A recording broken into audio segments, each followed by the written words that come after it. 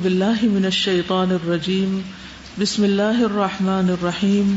سیدنا زیاد رضی اللہ عنہ کہتے ہیں کہ میں نے مغیرہ رضی اللہ عنہ کو یہ کہتے ہوئے سنا کہ نبی صلی اللہ علیہ وسلم قیام فرماتے یا نماز پڑھتے کہ آپ صلی اللہ علیہ وسلم کے دونوں پاؤں یا آپ کی دونوں پنڈلیوں پر ورم آ جاتا۔ جب آپ صلی اللہ علیہ وسلم سے اس کے متعلق پوچھا جاتا کہ یہ کیوں سوج گئے ہیں تو فرماتے کیا میں اللہ کا شکر گزار بندہ نہ بنوں؟ یعنی یہاں پر بات کو مختصر کر دیا گیا کہ آپ سے پوچھا جاتا کہ آپ کے پاؤں پہ اتنا ورم ہے، آپ کیوں اتنی نماز پڑھتے ہیں یا یہ ورم کیوں ہے، تو آپ فرماتے کہ کیا میں اللہ کا شکر گزار بندہ نہ بن جاؤں۔ تو اس حدیث سے پتہ چلتا ہے کہ شکر گزار بننے کے لیے اللہ سبحانہ و تعالیٰ کی عبادت میں کثرت کرنی چاہیے۔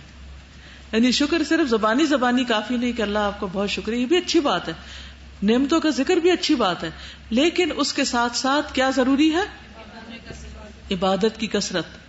جیسے نبی صلی اللہ علیہ وسلم کا طرز عمل یہاں بتاتا ہے کہ آپ کے پاؤں سوج جاتے اور آپ عبادت میں مشقت اٹھاتے، حالانکہ اللہ سبحانہ وتعالیٰ نے آپ کے اگلے پچھلے گناہ معاف کر دیے تھے۔ ایک روایت میں آتا ہے کہ آپ کے پاؤں پھٹ جاتے، ٹھیک ہے نا، لیکن اس کے باوجود آپ تہجد کی نماز نہیں چھوڑتے تھے۔ قاضی ایاز کہتے ہیں شکر اس بات کا نام ہے کہ احسان کرنے والے کے احسان کو پہچانے اور اس کو لوگوں کو بتائے، یعنی لوگوں کے سامنے اس کا ذکر کرے، اچھے کام کا بدلہ دے، یعنی بندوں کے ساتھ بھی، اور جب اللہ تعالیٰ ہم پر نعمتیں کرے تو ہم بدلہ تو نہیں اللہ تعالیٰ کو دے سکتے، لیکن ہم عبادت میں کثرت کریں۔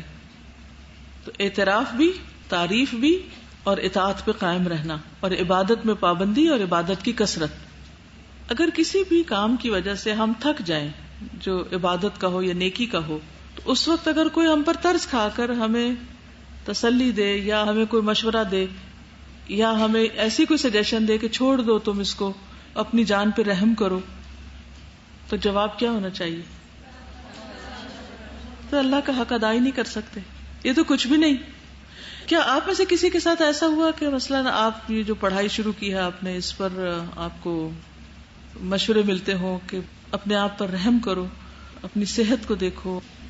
سورۃ کہف میں کیا آتا ہے؟ فَلَعَلَّكَ بَاخِعٌ نَفْسَكَ عَلَىٰ آثَارِهِمْ إِن لَّمْ يُؤْمِنُوا بِهَٰذَا الْحَدِيثِ أَسَفًا۔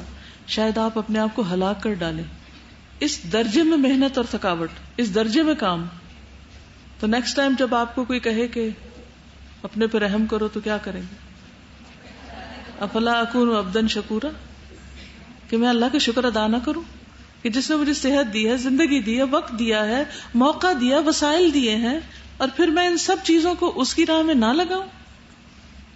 وہ مشورہ دینے والے بھی کون ہوتے ہیں؟ جو خود بھی شکر ادا نہیں کر رہے ہوتے اور انہیں احساس بھی نہیں کہ وہ شکر ادا نہیں کر رہے، اور وہ آپ کو بھی نہیں کرنے دیتے۔ پھر لہٰذا نیکسٹ ٹائم کوئی عبادت کر کے، کوئی نیکی کا کام کر کے ایسے لوگوں کے سامنے اس کا ذکر مت کرے جو اس کی قدر نہ کرنے والے ہو، ورنہ وہ آپ کو بھی پھسلا دیں گے۔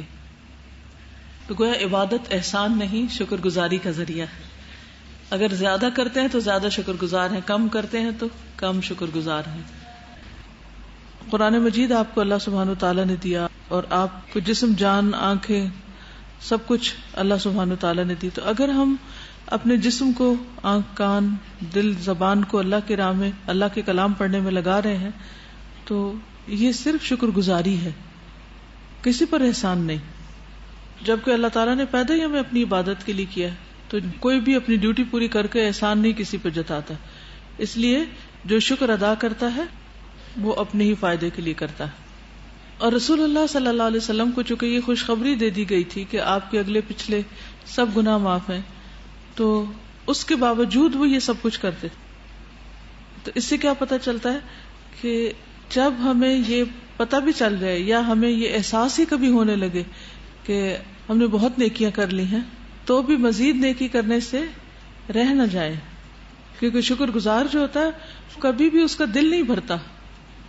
منعم اور محسن کے ساتھ جوابی طور پر اچھا رویہ اختیار کرنے سے کبھی بھی وہ تھکتا نہیں۔ تو آپ صلی اللہ علیہ وسلم عبادت اس لیے نہیں کرتے تھے کہ آپ کو کوئی پریشانی تھی یا آپ پر کوئی مشکل تھی تو اس کے حل کے لیے عبادت کریں، سراسر شکر گزاری کے طور پر کرتے تھے۔ ہم عام طور پر نماز وغیرہ یا کوئی اچھا کام کب کرتے ہیں؟ یا دعائیں کب زیادہ مانگتے ہیں؟ جب کوئی مشکل آتی ہے. عام حالات میں اللہ تعالیٰ کو بھول جاتے ہیں. تو شکر گزار جو ہوتا ہے وہ نعمت پا کر اللہ کو یاد رکھتا ہے. ٹھیک ہے. تکلیف پر عبادت یا دعا یا کسی بھی چیز میں کثرت وہ اپنی جگہ ہے، یہ نہیں کہ نہیں کرنی چاہیے، وہ بھی کرنی چاہیے. لیکن جب کوئی بھی تکلیف نہ ہو، جب کوئی ایسی مشکل نہ ہو، اور پھر خوشی کے ساتھ اللہ سبحانہ وتعالیٰ کی طرف رجوع کرنا، یہ اصل شکر گزاری، اس کے احسانات اور نعمتوں کو یاد کرتے ہوئے. اگلی حدیث پہ چلتے ہیں. سیدنا ابو بکر رضی اللہ عنہ سے روایت ہے، نبی صلی اللہ علیہ وسلم سے روایت کرتے ہیں کہ جب آپ صلی اللہ علیہ وسلم کے پاس کوئی خوشی کی بات آتی یا آپ خوشی کی کوئی خبر دیے جاتے تو اللہ تعالیٰ کا شکر ادا کرنے کے لیے سجدے میں گر پڑتے. ایک اور جیسچر، ایک اور طریقہ ہے شکر گزار ہونے کا، یہ ہے عمل کی شکر گزاری. شکر کے نفل نہیں ہے کوئی، شکرانے کے نفل. ٹھیک ہے. شکر کے لیے سجدہ ہے، سجدہ شکر ہے. یعنی رسول اللہ صلی اللہ علیہ وسلم کو جب کسی چیز کی بشارت دی جاتی تو آپ سجدہ ریز ہو جاتے. اور سجدہ شکر ایسی خوشی والے کام کے لیے ہوتا ہے جس کی کوئی اہمیت ہو، کیونکہ اہم موقع ہو، ہر کام میں نہیں. ٹھیک ہے. کیونکہ دن میں آپ کئی بار خوش ہوتے ہیں، تو اگر آپ کو لوگ دیکھیں گے کہ آپ ہر وقت زمین پہ کچھ کر رہے ہیں تو انہیں سمجھ نہیں آئے گی. یعنی جب کوئی بہت اہم خوشخبری ملتی، کوئی فتح کی خوشخبری ملتی، کوئی بہت بڑی چیز سامنے آتی، ورنہ دل میں ہی شکر ادا کر لینا کافی ہوتا ہے. مثلاً آپ اپنی زندگی میں کب یہ سجدہ کر سکتے ہیں؟ جب رزلٹ آتا ہے. یس.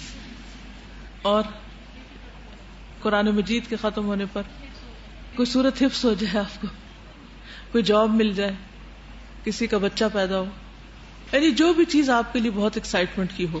اچھا یہ بتائیے کہ جب آپ سجدے میں جائیں گے، کھڑے ہیں مثلاً، تو آپ نے اچانک فون سنا یا کوئی اچانک سامنے سے آیا اور اس نے آپ کو خبر سنائی، گڈ نیوز، تو آپ کیا کریں گے؟ پہلے وضو کرنے جائیں گے، پھر اس کے بعد رکوع کریں گے، پھر اس کے بعد مصلی بچھائیں گے، پھر سجدہ کریں گے.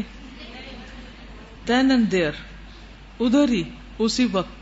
اس سجدے کے لیے وضو کی شرط نہیں ہے، نہ ہی رکوع کی شرط ہے، نہ ہی ایون کھڑا ہو کر سجدے میں جانے کی شرط ہے. جہاں آپ بیٹھے ہیں، چاہے سواری پہ بیٹھے ہیں، چاہے گھر میں بیٹھے، جہاں بیٹھے وہیں گر پڑے. ٹھیک ہے نا. یہ فوری سجدہ ہے، ایک ہی سجدہ کرنا ہے. جی سبحان ربی الاعلیٰ پڑھنا ہے. سلام کا حکم نہیں ہے اس میں، صرف سجدہ ہے. ٹھیک ہے. اور اسی طرح یہ ہے کہ سجدے کی کوئی بھی دعا پڑھ سکتے ہیں. نہیں، شکرانے کے نوافل نہیں ہوتے. ویسے آپ نفل پڑھتے رہیں، جیسے ہوتا ہے نا توبہ کے نفل، ایسے شکرانے کے نفل کوئی چیز نہیں ہے. یعنی کوئی ایسی نماز آپ صلی اللہ علیہ وسلم نے پڑھی نہیں جس کو شکرانے کی نماز قرار دیا ہو. جی توبہ کے تو ہیں. توبہ کا آتا ہے نا کہ اگر کسی شخص سے گناہ ہو جائے اور پھر وہ اچھی طرح وضو کرے اور نماز پڑھے جس میں کوئی ادھر ادھر کی باتیں نہ سوچے، پھر اللہ تعالیٰ سے معافی مانگے تو اللہ تعالیٰ اس کے گناہ معاف فرما دیتے ہیں. ہر نماز سے پہلے لازم نہ کرے، لیکن نوافل پڑھنے کے جو بھی اوقات ہیں کسی بھی وقت پڑھا جا سکتا ہے. ٹھیک. چاشت کے نفل ایک طرح سے شکرانے کے ہی ہوتے ہیں، لیکن اس کو شکرانے کا نام نہیں دیا جائے گا. کیوں؟ کیونکہ وہ جسم کے 360 جوڑوں کا صدقہ ہوتا ہے. ٹھیک ہے. السلام علیکم استاد. ابھی آپ کہہ رہے ہیں کہ نفل شکرانے کے نہیں ہوتے، میں ابھی تک تو پڑھتی آ رہی تھی، تو پھر کون سی عبادت کی جائے اگر اوور آل اگر شکر آپ اللہ تعالیٰ کا کرنا چاہ رہے ہیں؟ تو اوور آل تو ساری عبادت ہی شکرانے کی، کچھ بھی آپ کریں، لیکن یہ کہنا کہ یہ شکرانے کے نفل پڑھو تو اس کا کہیں آتا نہیں کہ آپ صلی اللہ علیہ وسلم نے کسی کو یہ حکم دیا ہو.